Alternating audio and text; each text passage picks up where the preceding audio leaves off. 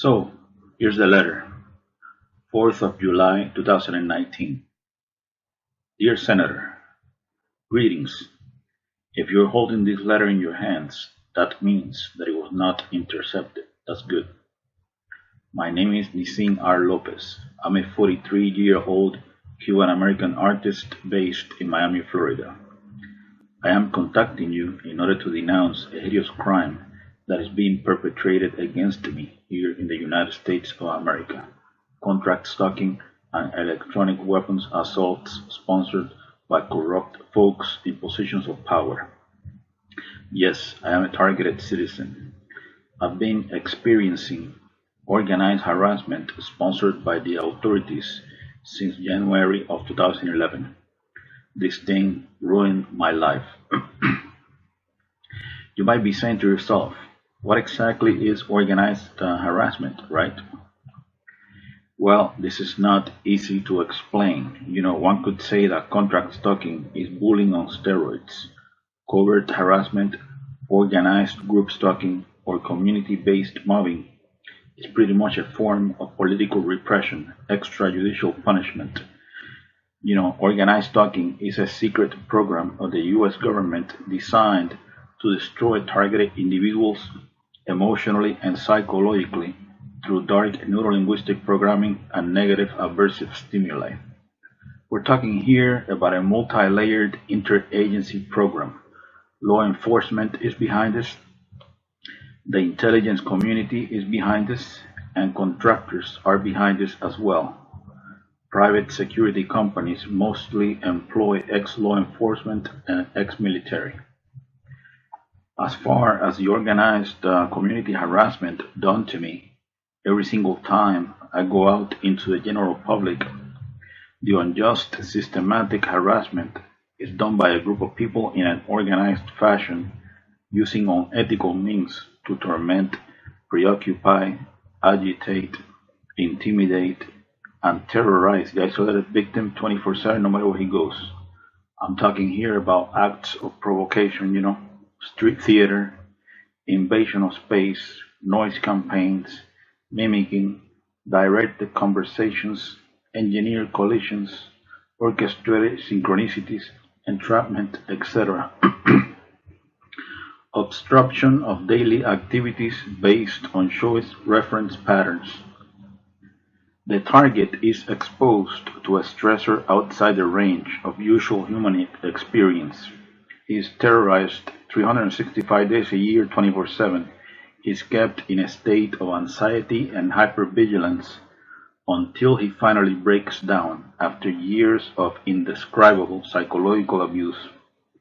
Most victims of this program end up homeless, in jail, or in psychiatric institutions, isolated with no support system, in a state of functional disorientation, broken in spirit.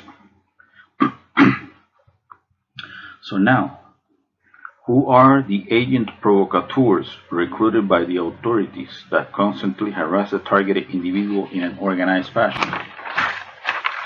Well, they are called surveillance role players. They believe they are patriots and heroes serving a noble cause. They come from all types of social backgrounds. These mindless automatons are brainwashed into believing that the target is a really bad person, a terrorist, a murderer, or a sex offender, like a rapist or a child molester. These perpetrators, they are enlisted through community programs such as InfraGard, Citizen Corps, and Neighborhood Watch.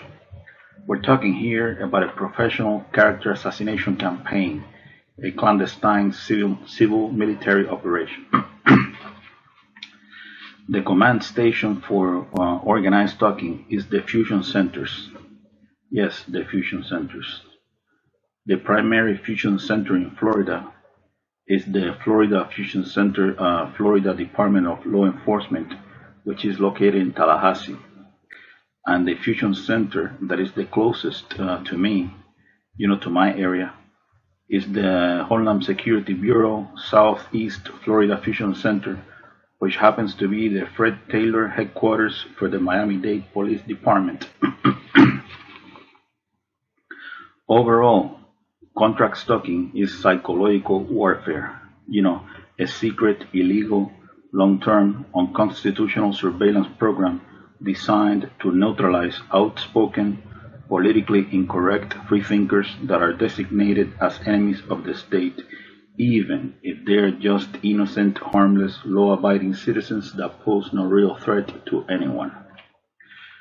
Keep in mind that the watch-listed individual is also subjected to directed energy weapons and other forms of prolonged psychological torture. I'm talking about mind control neural weapons, remote neural monitoring. The human test subject is implanted with highly advanced neural nanotechnology that enables brain-to-computer interface integration completion. This secret technology of DARPA flavor enables the handlers to link the target's unique brain signature to their supercomputer. These are some of the things that they can do with this technology. This technology enables the handlers to read the target's thoughts verbatim in real time. They can tap into the optical nerve and into the auditory system. They can see what you see, and they can hear what you hear. This technology allows the handlers to map out all the target's emotional states, especially negative emotions like sadness, anxiety, fear, anger, etc. They can beam these emotions back into the target anytime. They can even Google your memories. This technology can be used to implant words, phrases, images, and motion pictures into the target's psyche or natural stuff. The idea behind this is to make the target believe that those are his real thoughts when they are not, synthetic telepathy. This technology can be used to control dream cycles and sleep patterns. They can deprive the target of sleep. This technology can be used to control the muscle movement of the target, causing spasms. They can also inflict pain in any part of the body. This technology can be used to sexually manipulate the target. It can make the target feel sexual arousal, or it can sort of turn off the target's sexuality altogether. It can also be used to manipulate the hormones of the target, thus lowering and raising estrogen and testosterone levels in women and men respectively.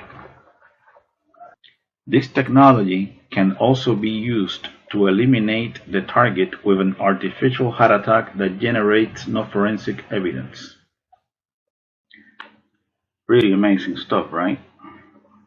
All the experiences of the subject are stored in a supercomputer that predicts behavior based on past choices.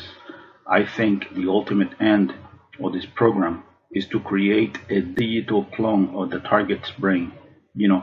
They basically got control over your thoughts, feelings, emotions, sensations, etc. Full spectrum dominance,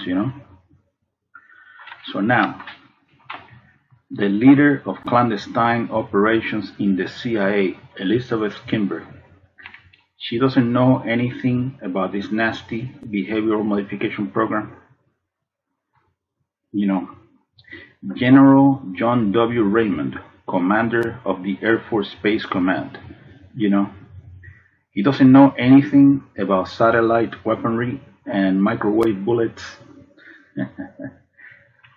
The director of the Defense Intelligence Agency, Robert P. Ashley.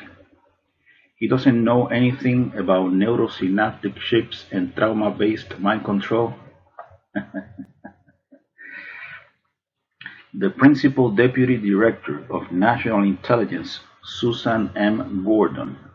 She doesn't know that targeted individuals are being forced to lash out. The Assistant Attorney General of the National Security Division, John Charles Demers, of the Department of Justice. He doesn't know about this legalized lawlessness. The director of the FBI's Terrorist Screening Center, Charles H. Cable, he doesn't know this horrendous surveillance abuse is taking place. The Undersecretary of Homeland Security for Intelligence and Analysis, David J. Glow, he doesn't know anything about this black ops. Of course, they all know this is going on. They got mainstream media on a leash so that they don't spill the beans. The puppet masters behind these programs, behind this personality disintegration program, because that's what it is, they will do anything, and I mean anything, in order to justify a multi-billion-dollar national security, counterterrorism, corporate military intelligence, police state complex, multi-billion or multi-trillion, who knows. Think, for example, about how much money has been invested in projects like the brain research through advancing innovative neurotechnologies. This transhumanism agenda is big business, that's for damn sure.